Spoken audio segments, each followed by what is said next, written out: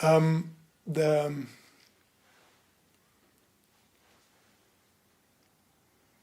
there are some fruits of zazen practice, and let's call them. Maybe there are 1,000. Maybe there's one. I don't know. I'll just point out two. Let's call them clarity and stability. Clarity would be something like,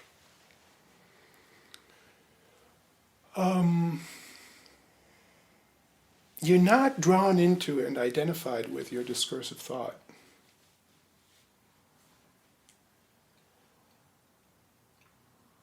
Your discursive thought, thinking, subsides. It doesn't maybe go, it doesn't go away completely. It goes away for periods of times for some of us, longer periods of times, shorter periods of times. But the main point is, if you're not identified with this discursive thinking, it feels like there is field of mind showing itself behind your thought activity that feels clear. This is this famous example or metaphor, simile of the sky and the clouds. You can start to sense the sky behind the clouds being your discursive thought, and the sky being that mind of clarity. Another fruit is that if you have a taste of this clear mind, you can start to give yourself permission, let's put it that way, give yourself permission to rest in it. Like, why not just rest in that field? It can feel like the field that begins to show itself behind the activity of discursive thinking is more what I am than the contents that are floating around. All right. Now, if you don't have a clear taste of this, then you may be tempted to hear my words and say like, oh, I gotta get there. It's like, this is how we you haven't just heard this from me, you've read stuff, everybody's talking about it in their own way. But if you instrumentalize your practice to get there,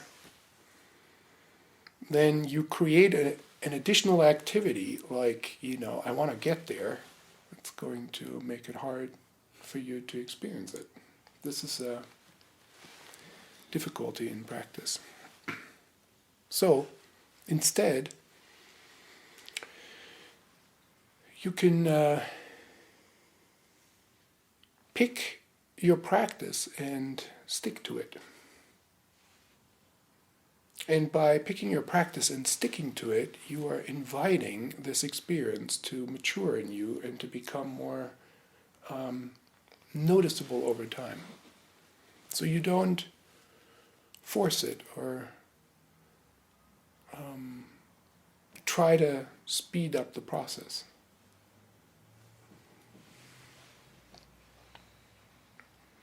Of course you will try to get there and speed up the process, but then you can remind yourself of this difficulty and then you return to the method. Meaning, if it is for you, if it is breath attention, then you return without discussion to breathing. You see what happens there is very important. It's like you just interrupt and go somewhere else.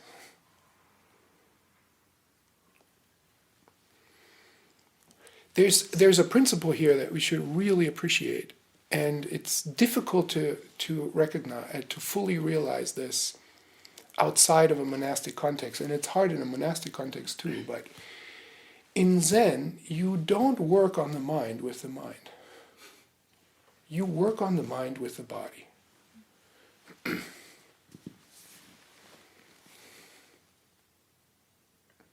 Now, this is a distinction that is maybe ultimately not right. You work on the mind with the body-mind. You work on the body-mind with the body-mind, but you emphasize the body because the mind just gets you into trouble.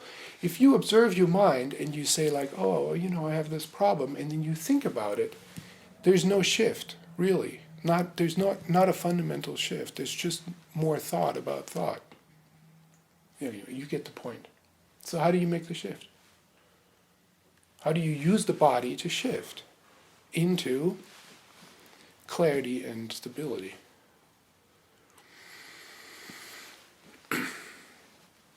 Our friend David gave me a Muse headband. I don't know, some of you may have heard of it. It was completely new to me. It never crossed my mind to use such a thing. It's this device that measures your brain waves and gives you biofeedback about what's going on in terms of your brain waves. Right? There's all kinds of modes on it. It's like I don't know why they make everything complicated. It's like I guess we just need tons of choices so we feel empowered. I don't know. It's like, we're gonna do this. Like you can choose mind, heart. It's like I don't know. It's already overwhelming to me. It's like I have to choose between the mind and the heart. Okay, forget it. But anyway, I chose the mind, and then in the mind I have 10 options.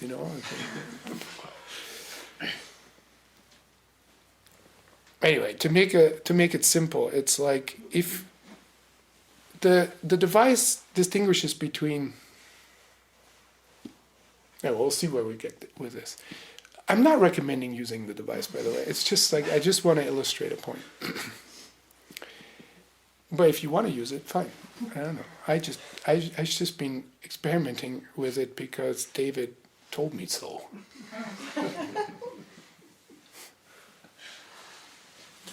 Last time he was here, he said, "Have you used it? Can I have it back?" I said, "Not much. Maybe I'll use it a little more before you can have it back." So I've been using it a little more. Okay. So what's my point?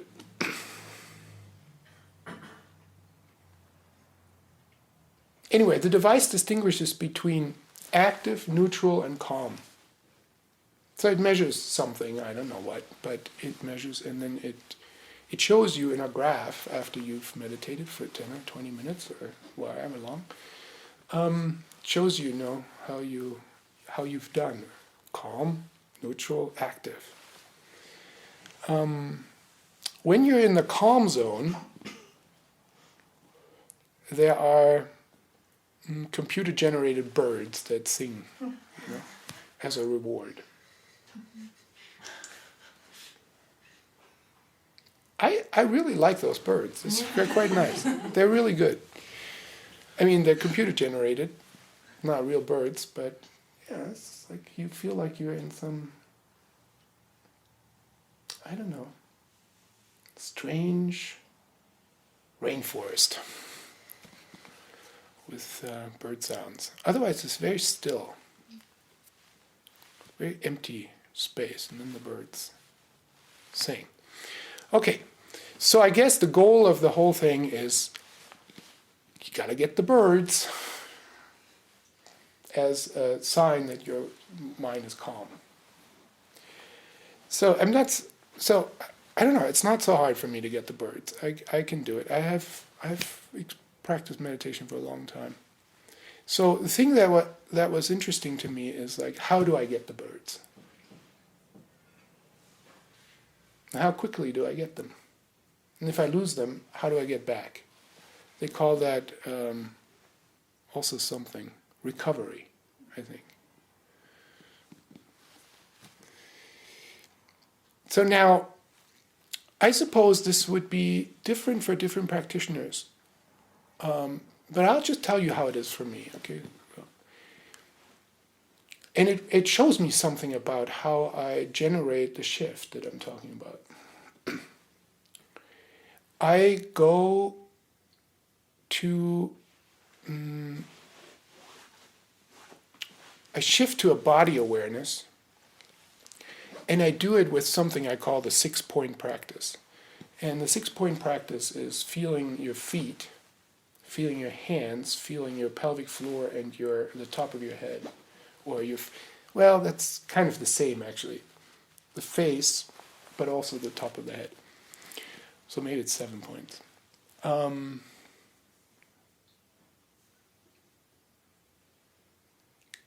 And I just go there.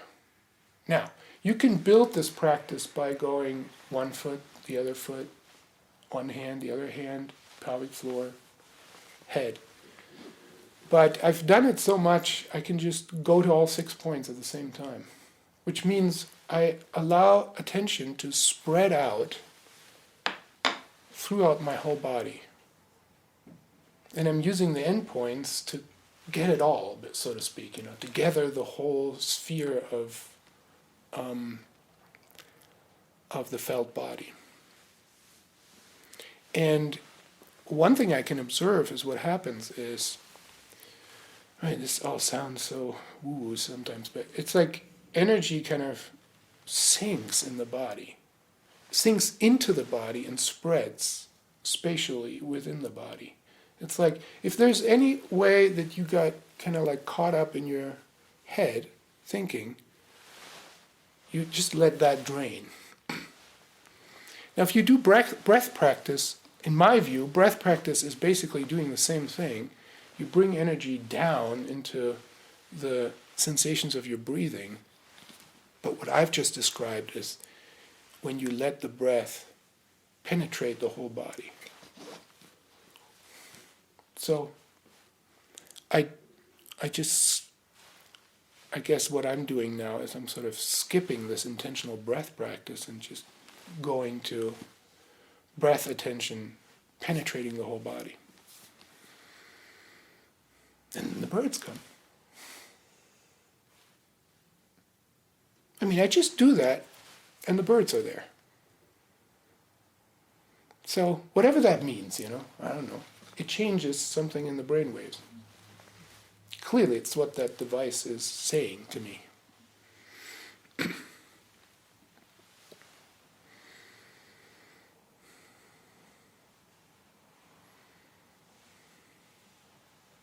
So this was my go-to method, It's like, and I recognize that's what I do when I go on a walk,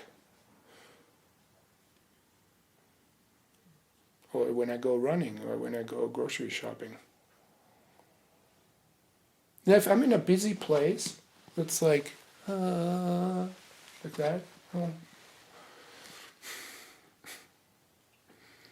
I want some way to feel stable in the midst of this busyness or this stability. So I just do that and I make that kind of shift. I'll talk about that a little bit more later. Maybe.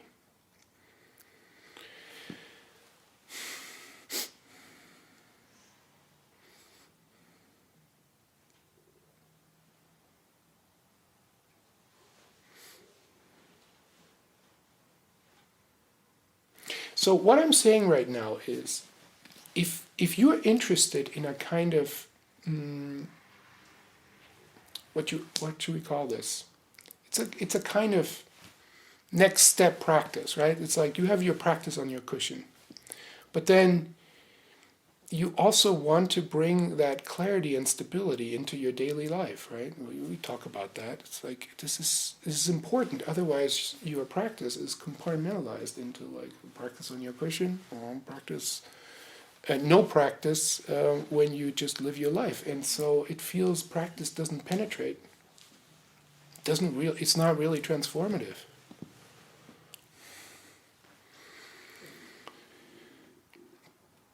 So you may feel better on the cushion, but it doesn't really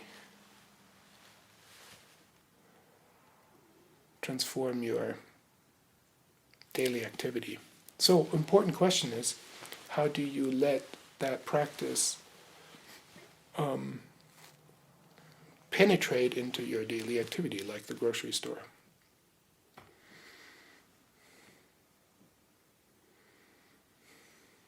If you've practiced for a while, like I have, what has happened, I think, for me, I'm just analyzing this to explain it, but, for a long time I didn't analyze it, so it wasn't clear to me I don't know, it wasn't conceptually clear what's going on, and I'm still just, trying to make sense of it.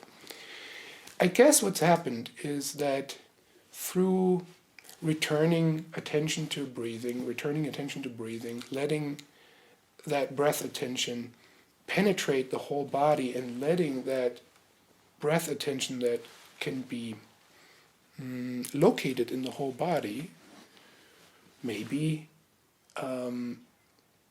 activated by this 6 or 7 point practice, to let that also penetrate into the whole of space. This, which I call the field of mind. We'll get to that again later too.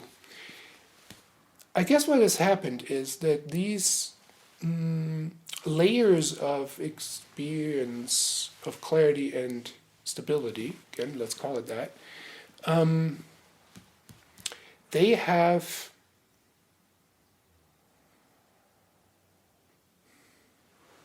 what word to use?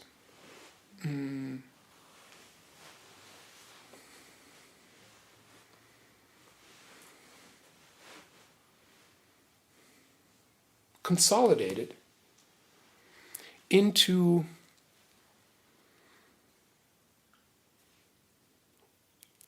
certain bodily feelings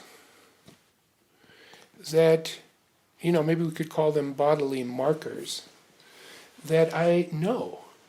They're kind of like an inner landscape. I can just, identify those markers and sort of generate them. Does that make sense? It's what this Muse device is telling me is, like, by giving me the birds is, and I can make that correlation. When that bodily marker is there, the birds sing.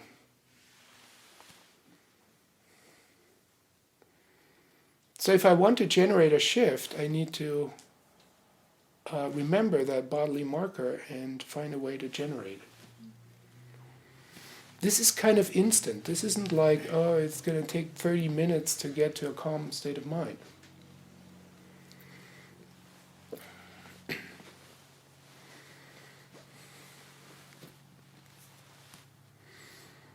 If that connection isn't there for you, if you haven't noticed the bodily markers of a clear and stable mind, that clear and stable mind will feel elusive. It's like it sometimes may come or may not come, or it's like hard work to get there or something.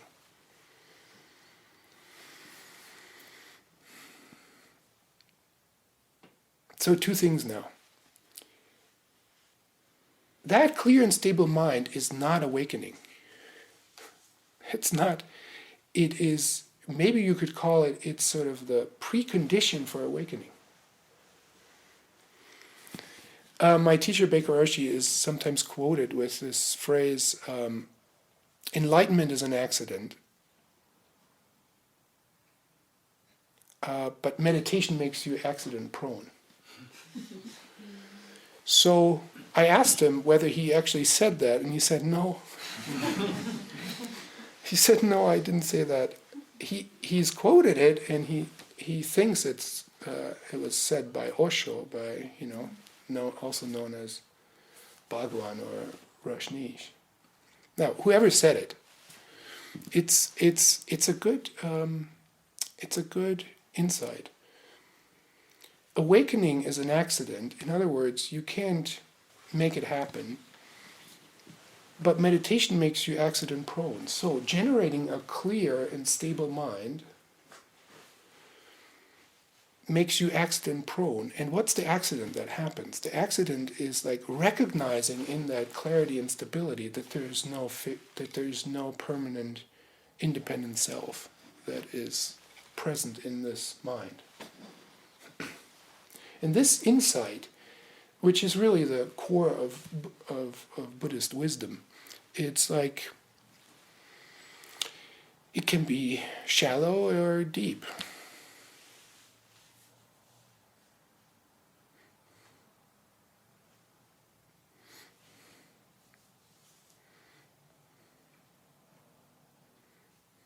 So I'm just saying that to say this clarity and this clear and stable mind is like it's like the fruit of our meditation effort, and it opens us up to that kind of insight. Or, I don't know, invites that kind of insight. And we just see what happens.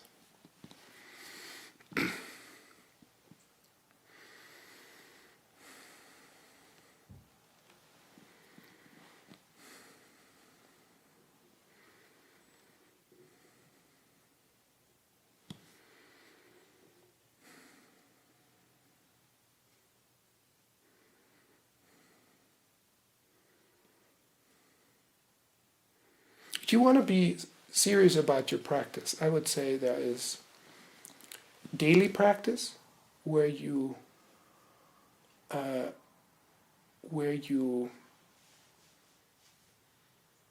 visit yourself in this way on a daily basis.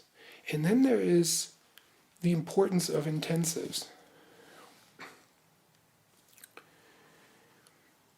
When you do a lot of all at once, for 7 days, sesshin, or for a whole weekend. I don't know, I can't explain it physiologically or something, but I know from my own experience that in the longer sitting, if you take it seriously enough, I guess, you're inviting these shifts that I've pointed to. You're inviting the subsiding of discursive thought and the coming to the foreground of that field of mind. If you know what it's like, fine. If you don't know what it's like, I don't know. Without these intensives, I don't think this shift could have really happened for me. So I just want to say that.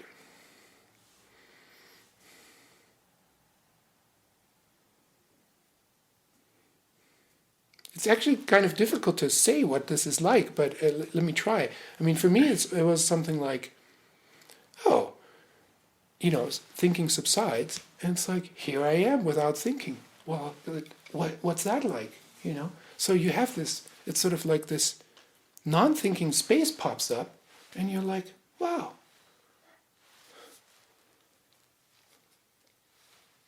That's, that's me in a very different way. So it might just like pop up for a short time and then, go back into thinking, but you can't unexperience that. It's like, wow, there's like, the one way I started to speak about this to myself is like, there's no need to think. Because I don't need thinking to like establish my presence in the world. It's not necessary. I can just be there without thinking. I mean, I just noticed, I just had that experience. For however short that is, it can be a very profound shift, because it's like you realize the self certainly is not residing in your thoughts.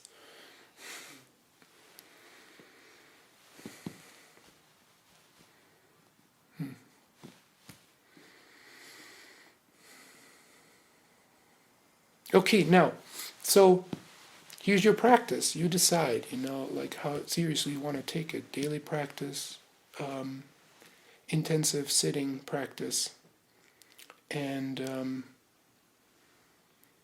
being willing to to notice yourself differently through these practices.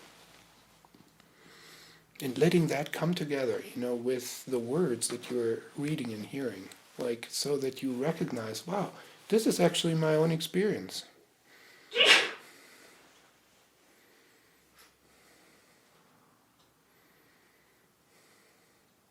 Now, in the weekend sitting we just had last week, and I pointed to something more directly.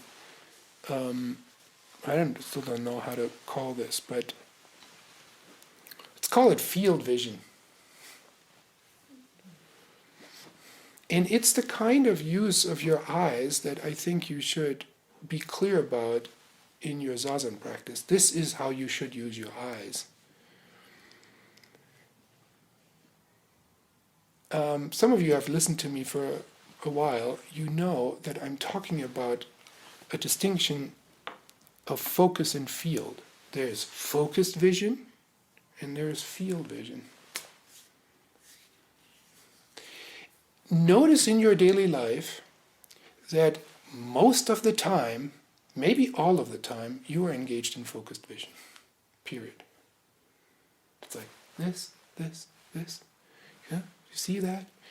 And then if we're, in front of screens, it's even worse. It's like, this is only focused vision, all the time. This is not a restful, relaxed, stable mind. This is a mind that's hopping around all the time. So in zazen, we have a very deliberate practice of not looking at anything in particular, but looking at the entire field. Is that making sense? It's good to notice that your field of vision has limits. If you put your hands behind your back, you notice that at some point you can see your hands, right? And then they disappear. Now I can't see them. Now I can see them just slightly. Now I can see them fully. So there is a boundary of what you can see. And the feeling is, in field vision, is to pour your vision into that entire field without looking at anything in particular, both up and down and left and right, all around. You can try that while I'm talking. You may find your habit of wanting to focus in on something. When you notice that, fine, that's happening, and then you let your vision spread out to the field again. In zazen, that's the way we should hold the eyes. Also, they're downcast 45 degrees, so anyway, I'm not going to talk about that right now, but like that. But while they're downcast, you're not focusing on a spot.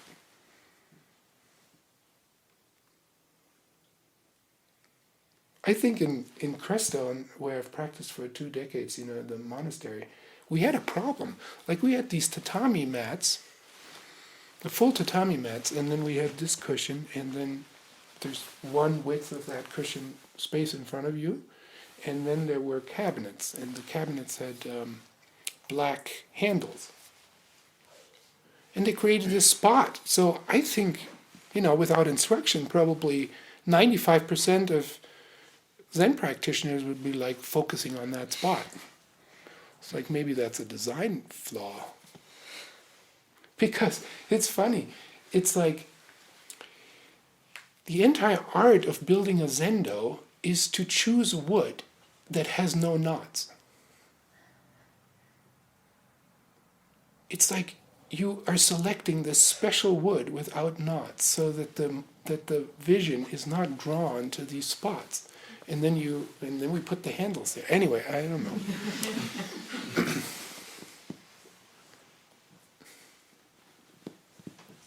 This is a big deal because you select these woods and it's getting very expensive,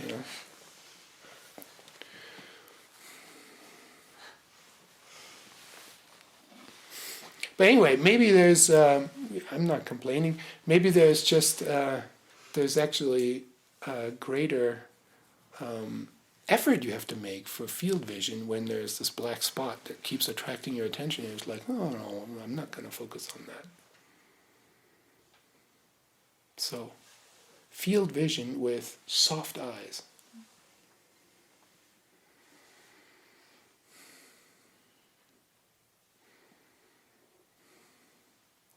Now, again, I can only talk about my own experience, and you see if it resonates for you.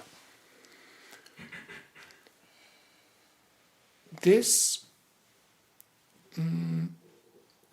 field vision, if you are familiar with it, and I think you can integrate that into your practice, zazen practice, daily zazen practice, quite easily. After you get up from meditation, you maintain that. There's no need to focus on anything when we do kinhin. You just, again, look at everything with nothing in particular.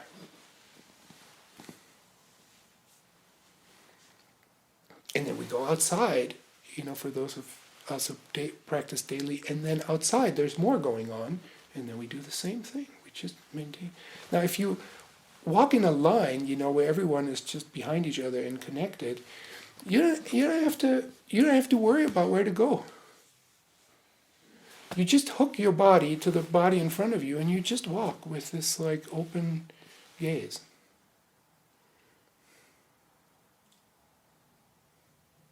But also, what we can find out in that practice over time is that it's actually it links up to an awareness in which you become very sensitive to the whole space and what happens in it. It's like you don't focus on anything in particular, but that allows you to be open to anything that happens. Does that make sense? Because when you're focused, your mind actually excludes stuff. So you are focused, if we can say that, in a field-like manner on everything all at once. And so you're using the gate of vision to actually start to feel a mind that is open to everything all at once. If you have a more traditional description of zazen, it's like sitting with all beings. Okay, what does that mean? What does that mean? Sitting with all beings. Like, are you all counting them? There's a being and there's a being. That would be focused mind, right? Like 1, 2, 3, 1,000,000, 8 billion humans, then, all these other creatures, all the galaxies, all beings. But it's a mind that is open to everything without being focused on anything in particular. So it's nothing in particular. So we can use this field vision to let that attract a mind that goes beyond just vision into a sense of everything all at once with nothing in particular.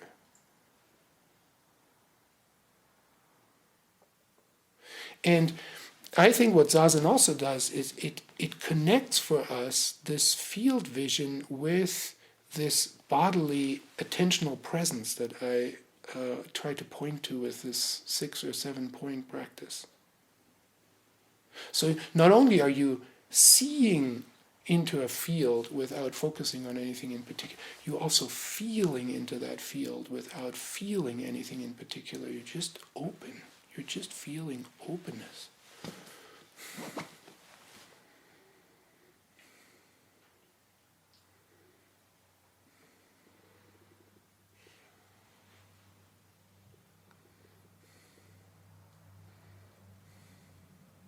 So, in so-called post-meditation practice, when you get up from meditation and you want to continue, you want to create a continuity of practice, continuous practice.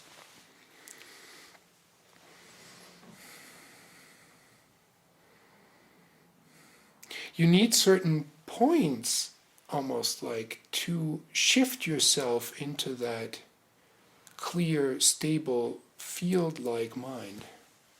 Because when you recognize how narrow you've become, either in your thinking or in your vision or in your emotion, when you notice that you've become so narrow, shift back to the field and maintain that for however long you can. Make the birds sing, It's one way I'm experimenting with this device is like still sitting. It's easy to make the birds sing, but what about walking around with the thing?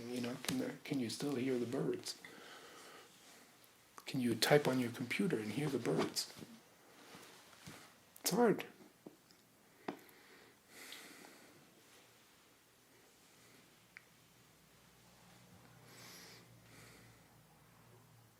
I'm also encouraging you to pick out certain activities that aren't too demanding conceptually, that are just in between, like enough in between not doing anything and being really active, where you can experiment fairly easily with that shift. Like one preferred practice for me to do that is washing the dishes. I love it. It's just, many people don't like that chore. But you stand actually pretty stably in front of your sink, and then there are these objects that you're going to wash. And so you can ground yourself, you can do the 6-point practice, you can be active, you can have peripheral vision because it's not like, examining the detail of your fork. You see everything, it sort of floats through your space, you touch it, your body's engaged, it's wonderful.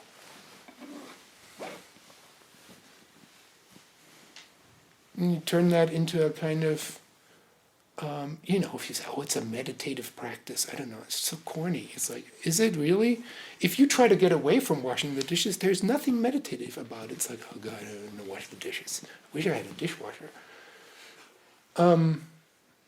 What's meditative about that? It's meditative when you can use that activity to make that shift that I'm talking about. But then, it doesn't have to be just doing the dishes. It could be mowing the lawn or, sweeping or, just all these monastic things. They kind of know what they're doing. There's this still sitting, and then you bring that presence into walking, and then you bring that presence into fast walking, and then you bring that presence into cleaning.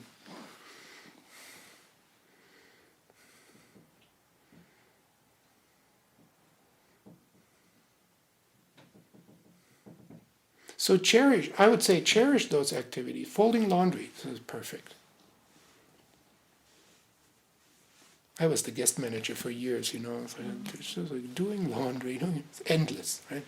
More laundry, every day. Laundry, washing, folding. It's not productive in terms of our culture, but it is a good gateway to practice that embodied field awareness, because it's not very demanding intellectually, but it engages the body and it encourages some softness and precision. It's just the right activity.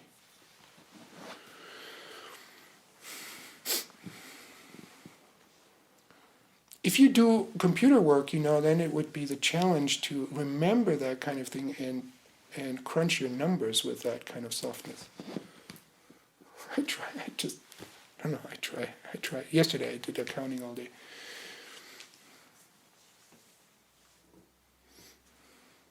And I think it's helpful, maybe that's the last thing I'll say, it's helpful to notice transitions in your life.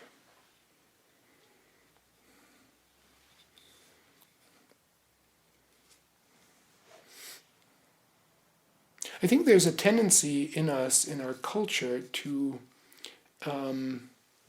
feel productive when we do one thing after another, like really quickly. Because, getting a lot done in the day, that's a great thing.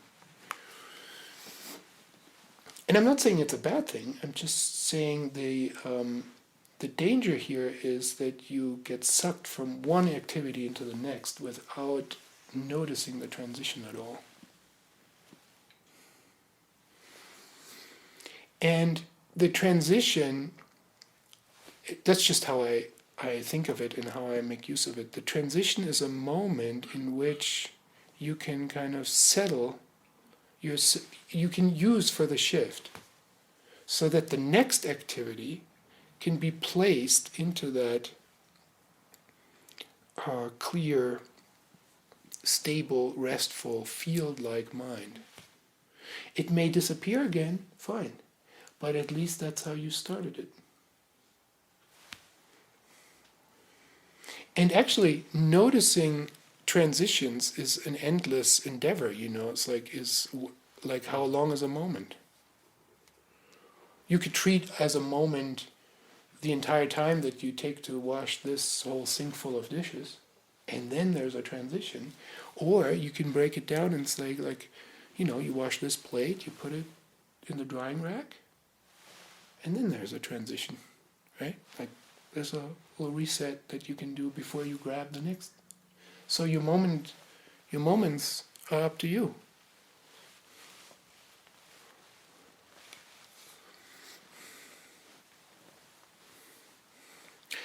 I think we should use our unwanted state of mind not as something to complain about or to be hard on ourselves, like, oh, it's like I feel bad again, or I didn't do it right or something, but use your unwanted, non-nourishing states of minds to make the shift. Use them as a springboard into your daily activity practice.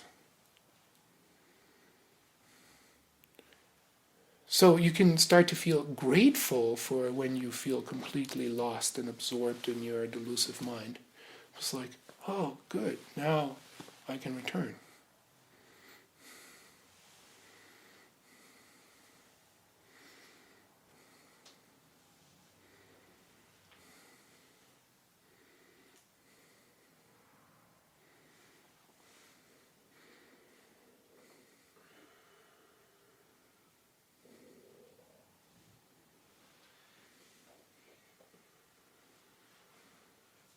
If you're not so familiar with these bodily markers, please bring your attention to noticing them.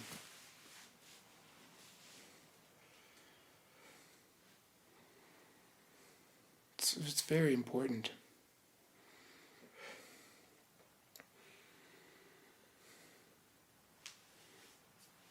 No, it was really important to me, and then I close. It was really important to me. My teacher spoke about these markers as a particular feeling in his cheekbones. And he said, I get a particular feeling in my cheekbones.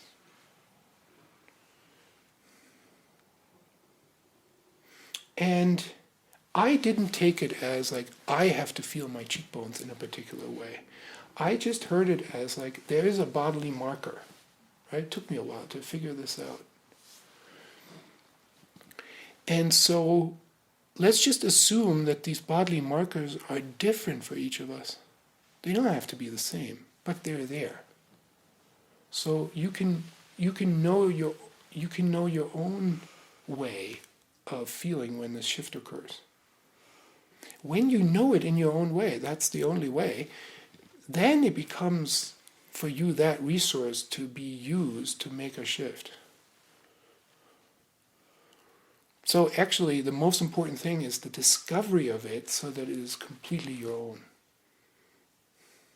Whether you use the cheekbones or the top of your head or the spine or the way you're grounded or a sinking energy in your body, it's not just sinking, as I always say, it's rising and sinking always occur together, but often our energy is too much rising, and so we feel the sinking in a pronounced way when it occurs, and that can be the marker, and so forth.